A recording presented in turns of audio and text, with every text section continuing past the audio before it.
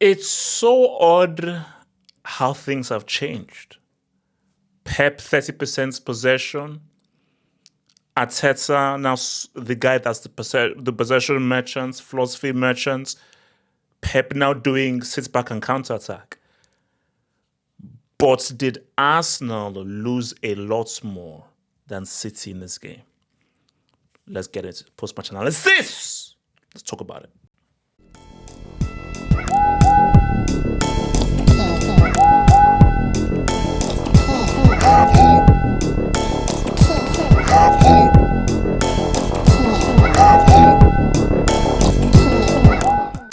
You see, this was a very fascinating game, which is why I wanted to do rather than just a quick reaction, which is trash, because everybody's, I want to go old school post-match analysis where we actually really get deep dive into this game, because I think this game was really about philosophies and really about switching roles.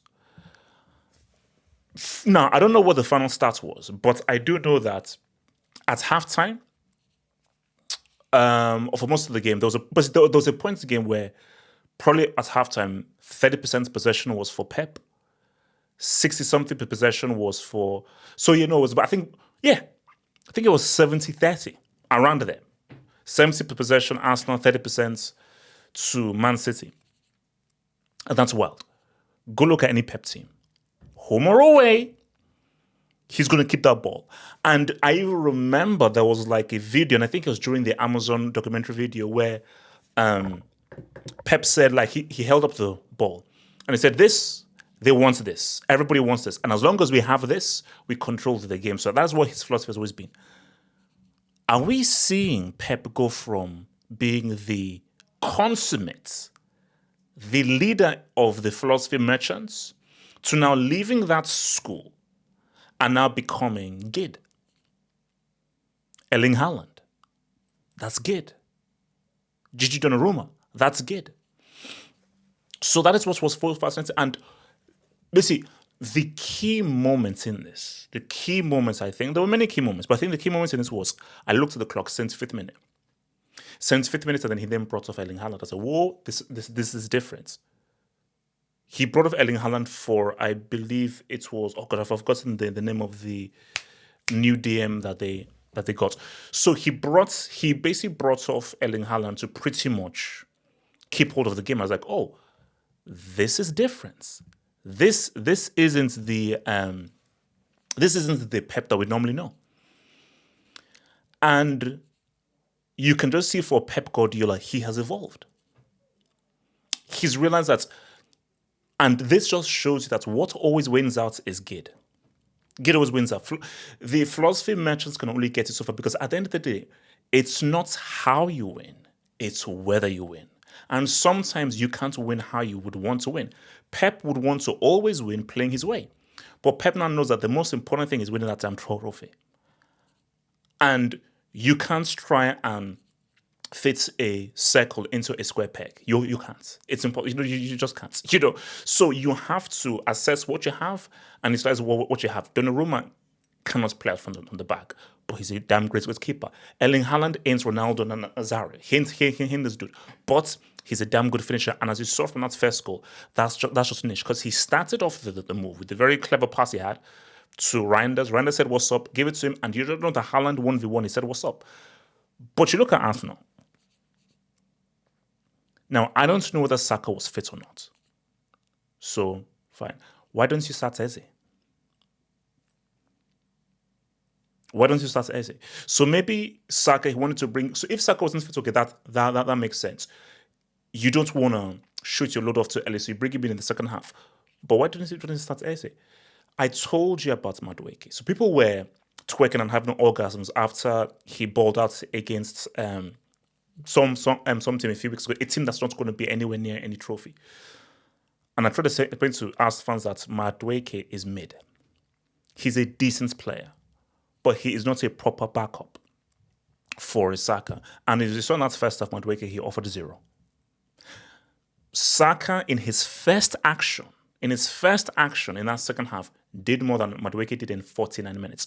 For 49 minutes, Madueke did not do what Saka did with the first action he had in the opposing half.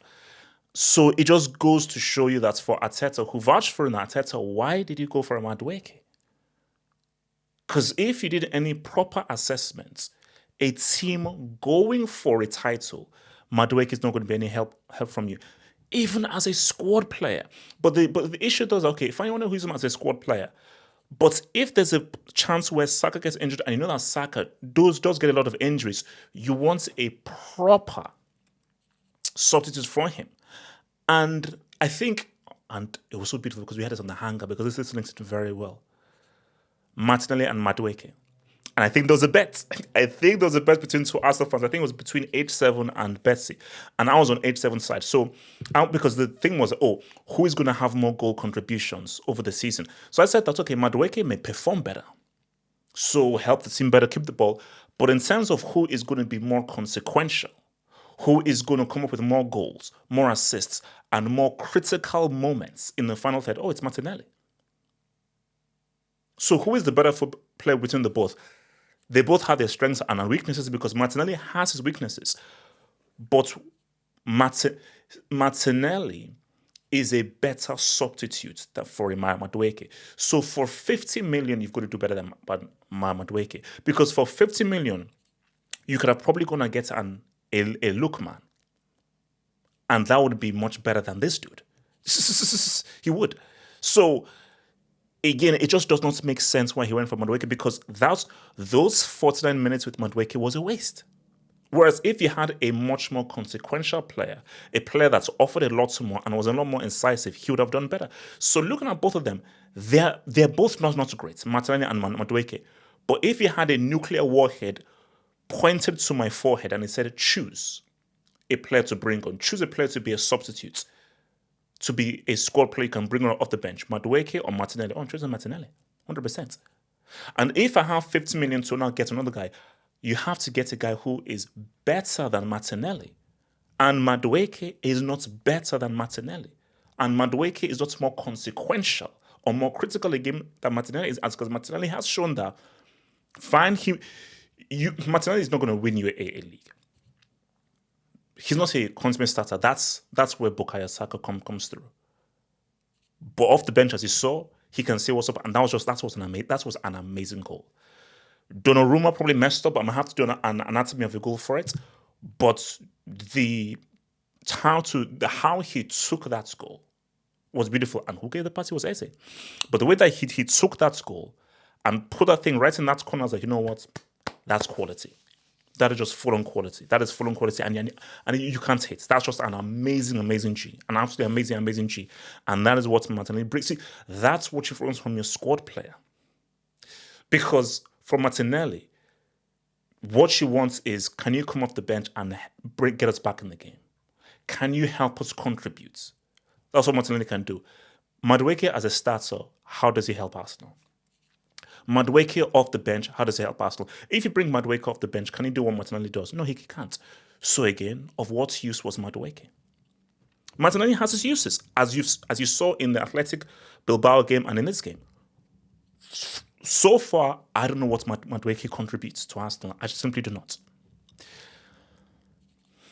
What do I want to go with this? So, no, quickly before I forget, because they were both on the pitch.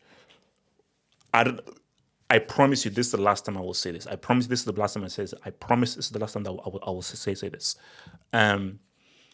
Rodri is the worst winner of the Ballon d'Or. He's the worst. Because I'm so glad that they were both on the pitch at the same time. Because I watched Zubimendi and Rodri, and I was like, perfect. Both are playing for quality teams. Both are on the pitch at the same time. Both with good quality. Because what you could always say is, bro, Real Sociedad, dead. What are you going to do? But both were playing on the pitch at the same time against two quality teams, two quality coaches, boom. And I was right. I'm looking at both of these players, and don't give me the end of that, he's coming back from injury. Because what Rodri was what he's always been. He can come with an occasional goal here and there, but when you watch him over 90 minutes, he just does simple things. Yeah, he'll make the good pass, the smart pass, he'll keep hold of the ball, maybe break down play, but he just does basic stuff. So what he does is what Zubimendi can also do. But when I look at Zubimendi, he's more athletic. He's more dynamic. He offers more in the final third. He covers more areas of the pitch. And as I'm watching the games, I notice a lot more what Zubimendi does. And what Zubimendi does has much more of an effect on me because he's a guy that I notice. I'm like, oh, Zubimendi is playing. Oh, I can see what he's doing. I'm watching the game and you can almost forget that Rodri's on that pitch. He'll get the ball, okay, he'll pass. You get the ball, he'll recycle it, boom. But Zubimendi is going to go into the final third. He's going to make a crossfield pass. He's going to make a side-splitting pass. He's going to bring the ball up. He's going to carry the ball up. He's going to use balance now, break the lines of play. So I was right. Rodri is the poor man Zubimendi. And as we saw that Euro final, Rodri came off. Zubimendi replaced him. And Zubimendi did his job better than he did his damn job. So I've made my decision. Because it was between Owen and Rodri as to who the worst was. Bro, Owen did something that year. He didn't deserve it. Rodri did the worst. So this is not about whether Vinny deserved or Bellingham. Forget Vinny and Bellingham. Forget that. Rodri is the worst Ballon d'Or winner of all time. And hopefully on Monday, we will get a much more deserving winner in Ousmane Dembele. Wow, this is a player that really deserves, because it's about an exceptional player. You can't give the Ballon d'Or to a player who he's not better than Zubimendi. They play the same exact position, and Zubimendi is better. It's wild. And we saw them both on the same pitch, and Zubimendi outperformed him. Zubimendi did better. I forgot Rodri was playing. I remember the stuff that Zubimendi did. I remember stuff that Zubimendi did to help his team and how he was trying to operate play, make things happen. Rodri was just a cog in the wheel. Watch the games. So you look at this overall. It's so interesting how, like, Pep has really changed. Because, okay, you say to this thing right now, and you say to yourself that, so that's what I wanted to say at the start. Arsenal should win this game. And we look at how the game went on overall, the possession Arsenal had, how much better they were in the second half, specifically with Eze. Okay, Saka, fine. How did you not start Eze? When you just saw both Eze and Saka on, Arsenal totally controlled. The amount of control Arsenal had in that game in the second half and the amount of pressure they put City on was crazy.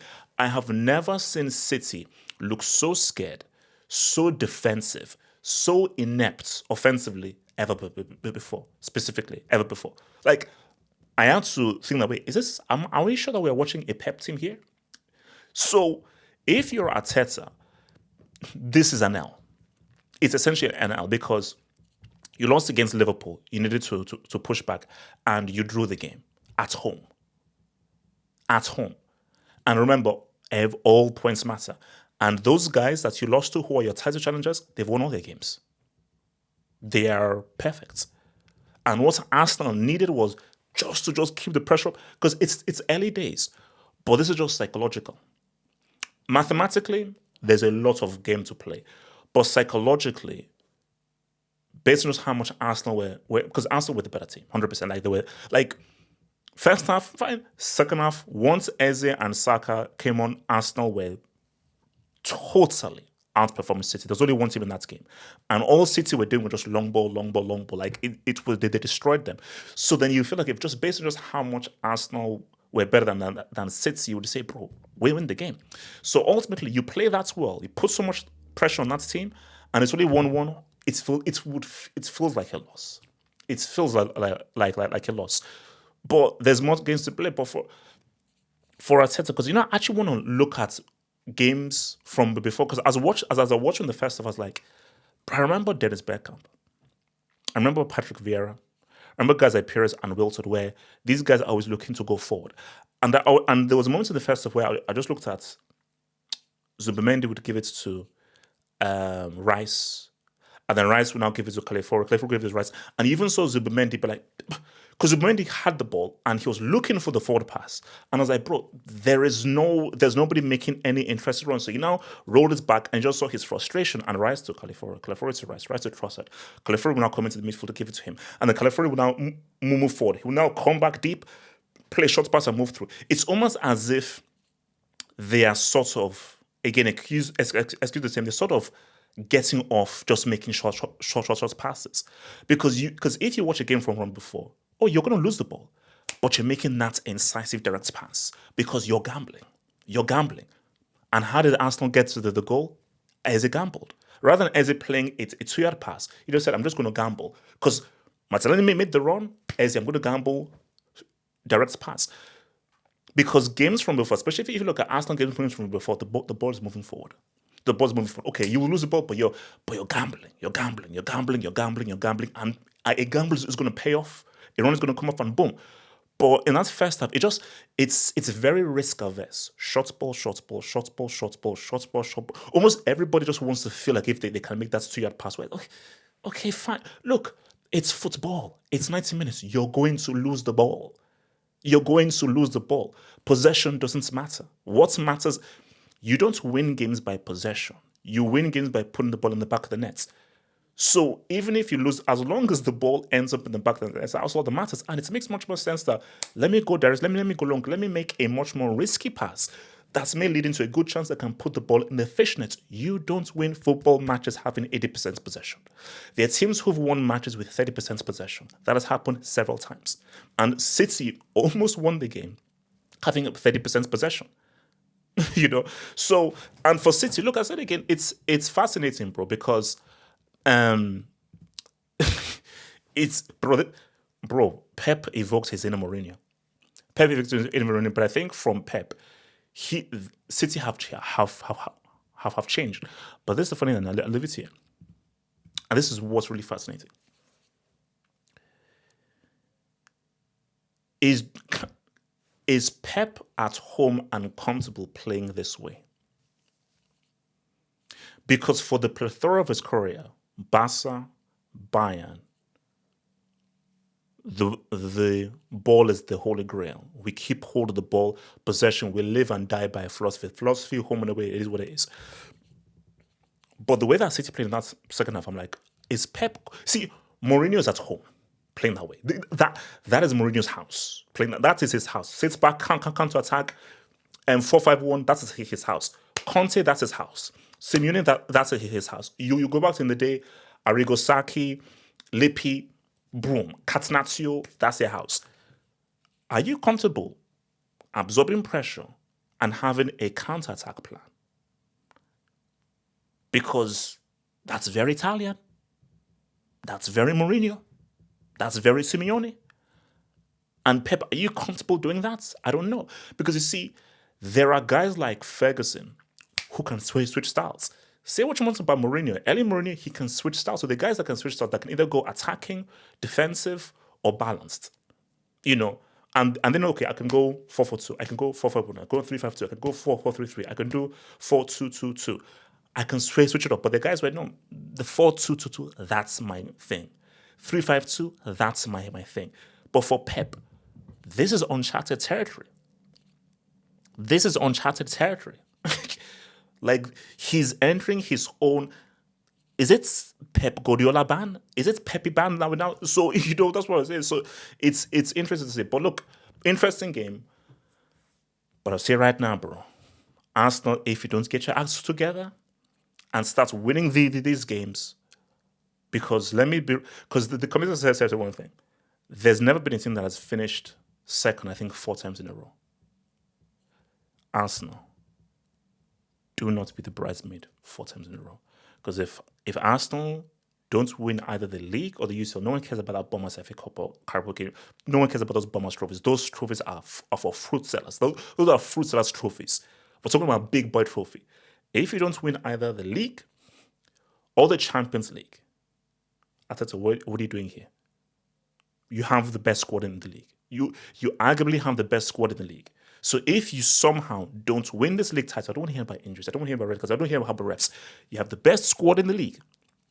If you're bridesmaid yet again for a Guinness Book of Records, record-breaking 4th time in a row, I said, so what are you doing here, bro? Don't let Liverpool win this, bro. Do not let Liverpool go back to back. Don't let Arne Slot come to England, win it in his first season, spin around the block, and go back to back in a two-piece on your head while you have the superior squad. Don't let that happen. Do not let that happen, bro. Like that vid, guys. Like that vid, guys. Hit the subscribe button over there. And join us later tonight for our Sunday night hangouts. And join up and become a member. Peace.